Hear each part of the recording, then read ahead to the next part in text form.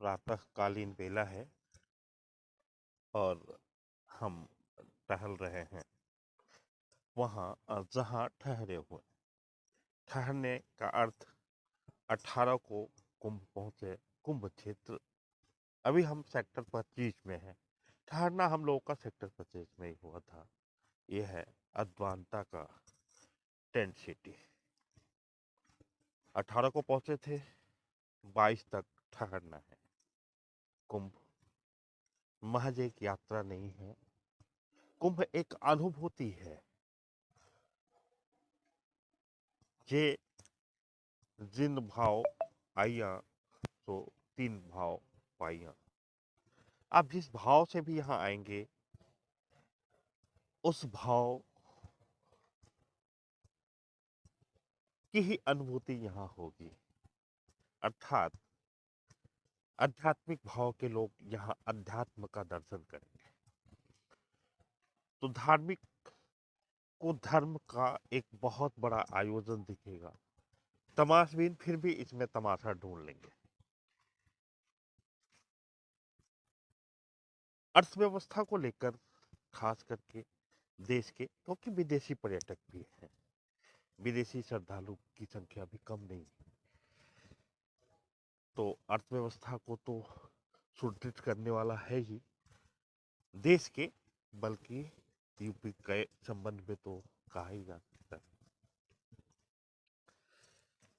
तो अभी मैंने आपको कहा कि व्यवसायी इसमें भी व्यवसाय ढूंढ लेगा।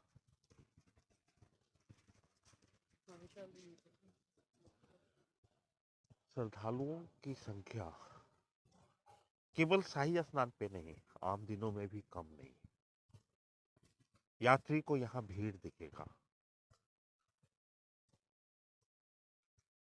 दार्शनिक को दर्शन होंगे, विचारों के, भाव के।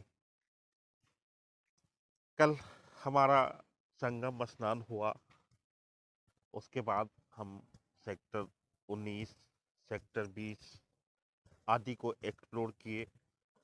अरेल घाट से हम लोग बोट के माध्यम से संगम पहुंचे, फिर बोट के माध्यम से वापसी हुई अरेल घाट में, और फिर यहाँ बैटरी ऑटो रिक्शा अलाउड है, बाकी गाड़ी अलाउड नहीं है। आप चले भी जाएंगे तो परेशानी आप ही को होगी, क्योंकि जाम में फंसेंगे और जगह जगह पुलिस बैरक आपको रोकेगी भी। अर्थात अगर आप थोड़े वीआईपी भी हो, आपके पास जुगाड़ भी हो बड़ी गाड़ी लेकर एंटर कर जाने का कुंभ क्षेत्र में सेक्टर 1 से 25 तक में, तब भी आपको इससे बचने की जरूरत है। क्योंकि हम यहाँ आए किस भाव से, आखिर प्रयोजन क्या है? कष्ट देना, ट्रैफिक जाम लगाना, या यहाँ से कुछ हासिल करके जाना? खैर, कुंभ के संबंध में, और ये तो महाकुंभ, कहते हैं कि सूर्य और चंद्रमा जब मकर राशि में आए, बृहस्पति जब कुंभ राशि में आए, तो कुंभ आयोजित होता है प्रयाग में। और यह तो 12वां आयोजन है, अर्थात हर 12 वर्ष का एक आयोजन के आधार पर 144 वर्ष महाकुंभ। यह सबके जीवन का पहला कुंभ, महाकुंभ है, पहला महाकुंभ। शायद ही कोई जीवित अवस्था में हो और जिसने सभी कुंभ देखे हों, क्योंकि 144 वर्ष आयु भी तो होनी चाहिए, उससे ज्यादा होनी चाहिए। लेकिन आज सब लोग जो अनुभूति प्राप्त कर रहे हैं इस कुंभ आगमन, वह है महाकुंभ का। मुझे नहीं मालूम मैं यहाँ किस भाव से आया हूँगा, क्या पाया हूँगा, क्या अनुभूति रही, लेकिन ऐसा लगता है कि शायद ही यह अवसर चूक जाने लायक था। फर्क नहीं पड़ता कि आप मकर संक्रांति में स्नान कर पाते हैं कि नहीं कर पाते हैं तो और बेहतरीन। मौनी अमावस्या को आप कर पाते हैं नहीं कर पाते, आप किसी शाही स्नान के दिवस का हिस्सा बन पाते हैं या नहीं बन पाते हैं, वो ज़्यादा महत्वपूर्ण नहीं है। महत्वपूर्ण यह है कि आप किस भाव से कुंभ आते हैं और यहाँ से क्या लेकर जाते हैं। ज्ञान, अध्यात्म या धर्म कोई एक दिवस का कार्य नहीं है, कुछ भी ऐसा अचानक से प्राप्त हो जाने वाला नहीं है। और जिन्हें प्राप्त भी हुआ है वो ज्यादातर मौन रह गए हैं। मैं आज के समय में मीडिया, सोशल मीडिया या आदि प्लेटफॉर्म के द्वारा वायरल हो जाने को लेकर नहीं संबंधित हूँ। वायरल हो जाना अच्छी बात है, आप में कुछ ना कुछ प्रतिभा होगी, अच्छी या बुरी, वायरल दोनों लोग होते हैं। वायरल हो जाना, आकर्षण का केंद्र बन जाना, कुछ अलग दिखना।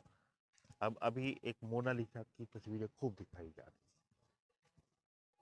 वो उधर रिसारिया जी का भी दिखाया जा रहा था मॉडल को, वो एक अलग कहानी हो गई। लेकिन बहुत सारे लोग यहाँ, जैसे कुंभ का जो मुझे लगता है, मेरी जो अनुभूति है, ऐसे महान हस्तियां, कोई हॉलीवुड बॉलीवुड की बात नहीं कर रहा हूँ, राजनीतिक जगत की बात नहीं कर रहा हूँ, ऐसे जो शायद प्रायः आपको देखने भी ना मिले, जो शायद हिमालय के गुफाओं से ऐसे पावन आयोजन पर ही बाहर निकलते हों, या ऐसे गुमनाम पहुंचे हुए आत्मा, परम आत्माओं से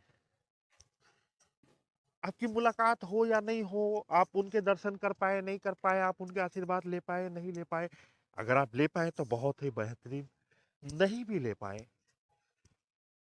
तो इस प्रयाग आयोजन स्थल पे, संपूर्ण स्थल पे, संपूर्ण प्रयाग क्षेत्र में उनके आगमन की आभा आपको जरूर मिल जाएगी। भले आप एहसास कर पाए या नहीं कर पाए, जैसे तरंग हर जगह है, रेडियो की फ्रीक्वेंसी हर जगह है, अर्थात आवाज हर जगह है, लेकिन हमें आवाज सुनाई तभी देता है जब हम रेडियो को ऑन करते हैं, और फिर हमें वही आवाज सुनाई देता है जिस चैनल को हम ट्यून करते हैं, जिस चैनल पे हमारी ट्यूनिंग होती है। तो हमारे भीतर की ट्यूनिंग कैसी है, हम कौन सा फ्रीक्वेंसी को पकड़ पाएंगे, कितना कुछ हासिल कर पाएंगे, क्या अनुभूति ले पाएंगे, ये तो हमारे फ्रीक्वेंसी पर निर्भर करेगा।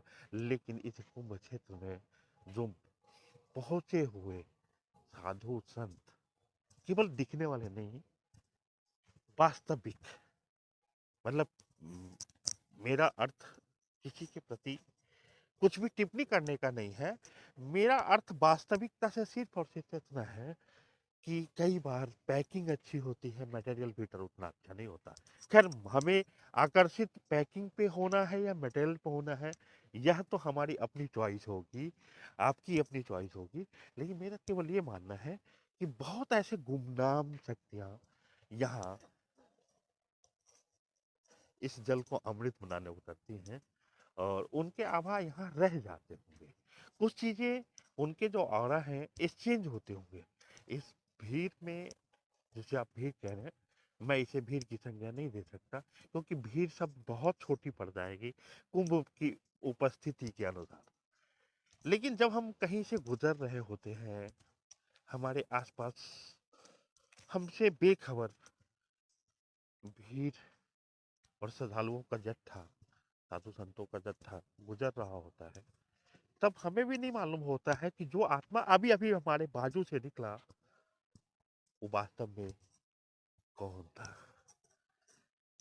हो सकता है कुंभ क्षेत्र में आप स्नान कर रहे हो और बाजू में, आपके जस्ट समीप में, आपके जस्ट धारा के सामने, जिससे जल आपकी तरफ भी प्रवाहित हो रहा हो, कोई ऐसी आत्मा स्नान कर रही हो, जिनका ऑरा आप तक पहुंचे, जिनका आत्मिक ज्ञान आप तक पहुंचे, जिनकी चेतना का कुछ अंश आपकी चेतना में समा जाए।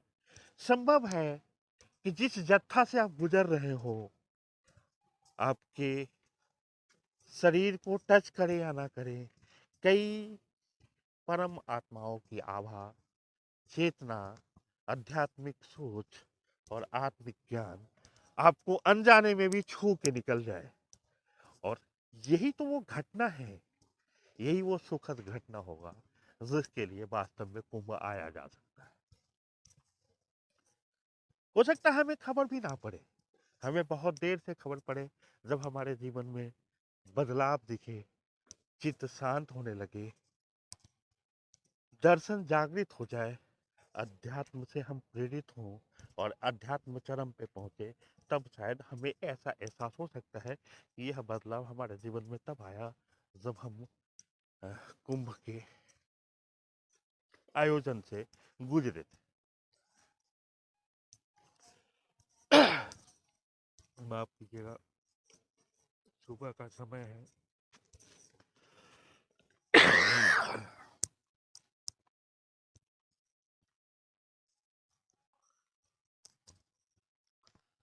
तो यह थी मेरी अपनी अनुभूति, थोड़ी सी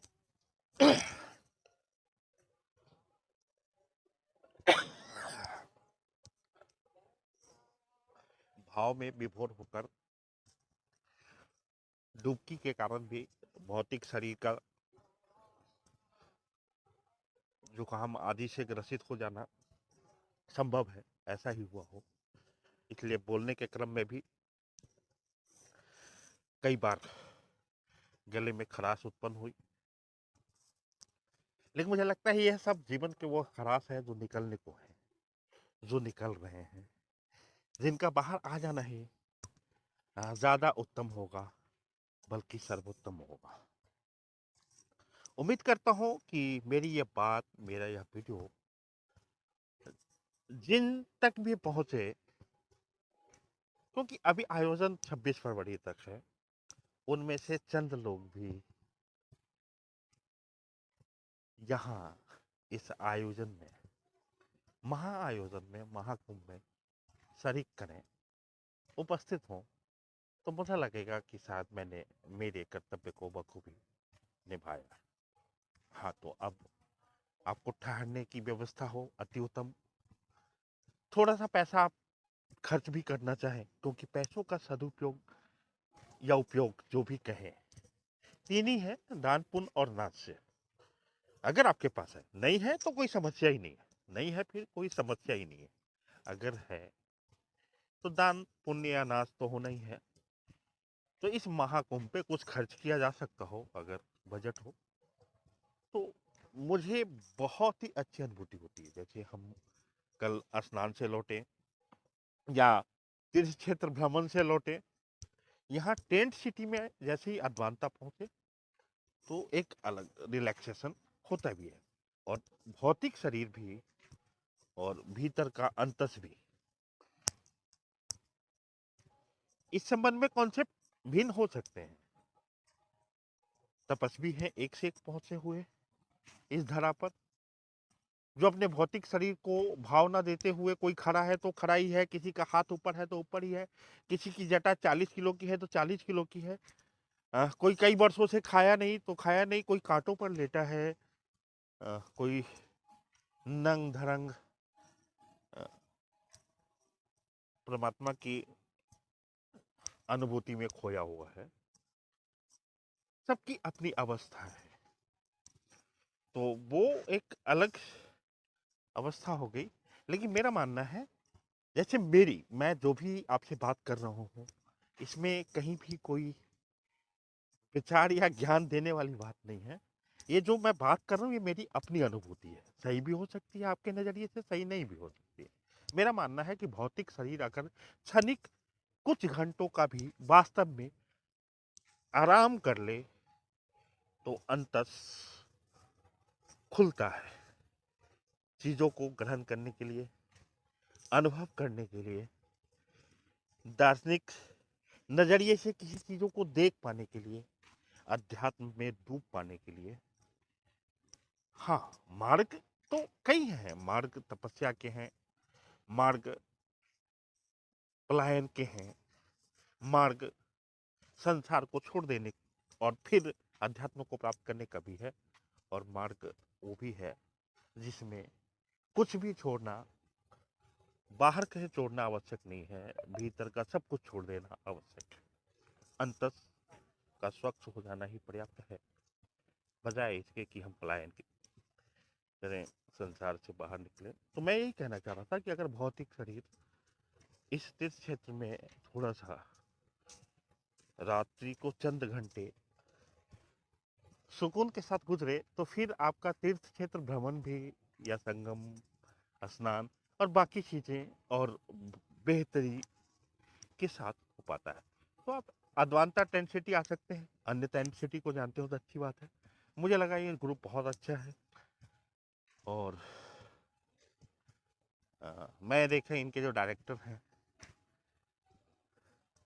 अक्षय चौधरी, यंग है, डायनेमिक है, सॉफ्टवेयर इंजीनियर है, लेकिन हॉस्पिटलिटी के बिजनेस में है, मात्र 36 साल का है और ठीक है, बहुत बेहतरीन व्यवस्था है यहाँ कराई गई है, चाहे वो भोजन की हो, नाश्ते की हो, लंच का हो या डिनर का हो। निश्चित रूप से कल हम लेट हो गए थे और रात्रि 10-11 बजे पहुँचे, तब भी व्यवस्था हमको मिल गई थी। हम आपको बता दें, हमारे एक साथी का बैग छूट गया था जिसमें अच्छा खासा कैश भी था, और हमें ध्यान आया तब जब हम वहाँ से 10 किलोमीटर दूर निकल गए थे। एक कुल्हड़ चाय पिए थे हम लोग और थोड़े से पकौड़े तलवाए थे, वहीं पे छूट गया था। अच्छा अमाउंट था, मतलब ठीक ठाक, बहुत ठीक ठाक।